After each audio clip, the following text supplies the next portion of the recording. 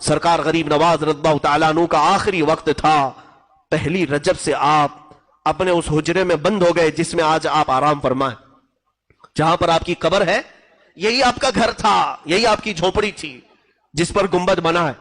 یہ حجرے کے دروازے آپ نے بند کر لیے. پہلی رجب کو جو گئے, دوسری میں باہر نہیں, تیسری میں باہر نہیں, چوتھی میں نہیں, پانچویں میں نہیں, 6 رجب تک دروازہ نہیں کھلا. نہ کوئی پانی باہر سے گیا ہے, نہ کوئی کھانا باہر سے گیا ہے. مریدین انتظار میں تھے کہ شیخ اب نکلیں گے کہ اب تب نکلیں گے. 6 رجب تک ذکر اللہ کی آواز آتی تھی جو سرکار غریب نواز رضی اللہ تعالیٰ عنہ کا خاص ذکر تھا. لیکن اچانک 6 رجب المرجب کی دوپہر کے وقت, ظہر کا وقت تھا, ذکر کی آواز بند ہو گئی. ذکر کی آواز بند ہوئی تو موجود جو آپ کے مریدین متوسلین تھے, دروازہ توڑ کر جب وہ اندر گئے تو دیکھا ایک چارپائی پر آپ نہایت ہی آرام سے سوئے ہیں. آپ کی پیشانی سے پانی کے قطرے ٹپک رہے ہیں اور جسم ایسا لگتا تھا جیسے کوئی غسل دے کر کے سلایا ہے. بہت ہی نفیس اور عمدہ خوشبو اس چارپائی سے آ رہی ہے. اور جو موجود بزرگ ہیں وہ فرماتے ہیں جیسے ہی ہم نے غریب نواز کو پیشانی پر بوسہ دینے کا ارادہ کیا, آپ کی پیشانی پر واضح طریقے سے یہ لکھا ہوا دیکھا, ھذا حبیب اللہ مات فی حب اللہ. یہ اللہ کا حبیب ہے, اللہ کی محبت میں چلا گیا. یہ جملہ آج بھی دربار غریب نواز کی چوکھٹ پہ لکھا ہوا ہے. آج جانا تو اس جملے کو دیکھنا کہ غریب نواز کی وفات کے وقت آپ کی پیشانی پر یہ جملہ لکھا ہوا تھا. وہ اللہ والا اللہ کی محبت میں دنیا سے گیا ہے اور ہزاروں کو نواز کر کے گیا, اب بھی نواز رہا ہے. دربار غریب نواز میں ہماری یہ عقیدت قبول ہو جائے.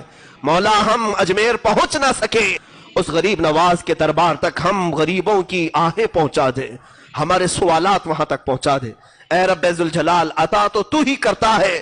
دروازہ غریب نواز سے ہم تیری بارگاہ میں سوال کرتے ہیں.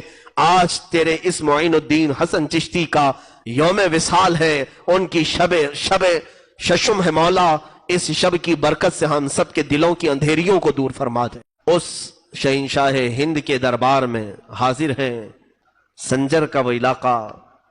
غریب نواز کے والد گرامی سید غیاث الدین رضی اللہ تعالیٰ اور ان کی والدہ بی بی ام الورا, دونوں حافظ قرآن تھے, دونوں عالم تھے. اور یہ تقریباً 537 ہجری کے قریب کا کچھ واقعہ ہے. سنجر کا علاقہ مشہور تھا, پورے کے پورے علاقے میں جو لوگ رہتے تھے وہ کوئی ایسا نہیں تھا جو تہجد نہ پڑھتا. ایک رات ایسی آئی, 13 رجب المرجب تاریخ یہ بتائی گئی ہے, 13 رجب کی تاریخ تھی اور آسمان پر آدھی رات میں ہی سفیدی ظاہر ہو گئی اور اتنی سفیدی سی آئی کہ لوگوں کو گمان ہونے لگا کہ صبح صادق ہو چکی.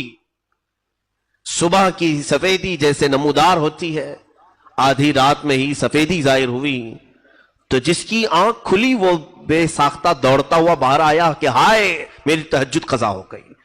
ایک گھر پر آسمان سے جھما جھم نور کی روشنی برس رہی ہے, نورانی قندیل لٹکی ہوئی ہے.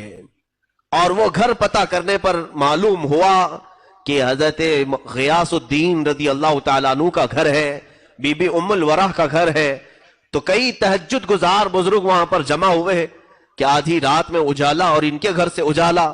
ابھی یہ سب کشمکش میں تھے کہ غیاث الدین کا دروازہ کھلا, ایک دایا باہر آئی اور معین الدین کی ولادت کی خوشخبری سنائے. حسن چشتی رضی اللہ تعالیٰ عنہ غریب نواز کی ولادت کی تاریخ میں لکھا گیا ہے آدھی رات میں پورا سنجر روشن تھا. لیکن پتہ کرنے پر, جانکاری حاصل کرنے پر یہ معلوم ہوا کہ یہ نہ صبح ہوئی ہے نہ سفیدی ہوئی ہے, بلکہ یہ کوئی اور صبح معین الدین لے کر کے آیا ہے.